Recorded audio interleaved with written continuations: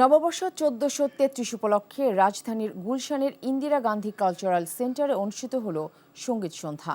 বৈশাখে এই আয়োজনে বাংলাদেশের শিল্পী অদিতি মহসিন আর ভারতের শিল্পী শ্রীকান্ত আচার্যের সুরের মূর্ছনায় মুগ্ধ হন আগত দর্শকেরা। বাংলাদেশের ভারতীয় হাইকমিশন এবং HSBC ব্যাংক যৌথভাবে শনিবার এর আয়োজন করে। HM মেহেদী হাসানের রিপোর্ট।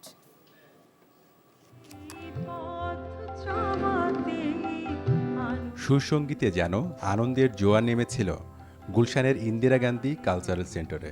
এই পথ যদি না শেষ হয় তবে কেমন হতো তুমি বলো তো। সুরের ব্যঞ্জনায় দর্শক শ্রোতাকে মুগ্ধ করতে বাংলাদেশের সঙ্গীত শিল্পী অদিতি মহসিনের সঙ্গী হন পশ্চিমবঙ্গের সঙ্গীত শিল্পী শ্রীকান্ত আচার্য। যুথবদ্ধ পরিবেশনায় এ সময় সম্মোহনী সব গানের মূর্ছনায় তৈরি হয় এক ভিন্ন আবহ, যেখানে ছিল নববর্ষ আবাহনের চিরচেনা সুরও। এসো হে বৈশাখ এসো এসো, এসো হে বৈশাখ এসো এসো। বাংলাদেশে গাইতে পেরে মুগ্ধতা প্রকাশ করেন শ্রীকান্ত আচার্য। কৃতজ্ঞতা জানান আয়োজকদের প্রতি। বেশ কয়েক বছর পর আবার যে ঢাকাতে আসার সুযোগ হলো, এটা আমার কাছে একটা নিজের ঘরে ফিরে আসার মতো একটা উপলব্ধি বা একটা ফিলিং বা একটা অনুভূতি বলতে পারেন। নববর্ষ উপলক্ষে এই গানের আসরে সামিল হন দেশের শিল্প ও সংস্কৃতির ঋদ্ধজন। শ্রীকান্ত, ওনার গান শুনে আসলে আমরা বড় হয়েছি।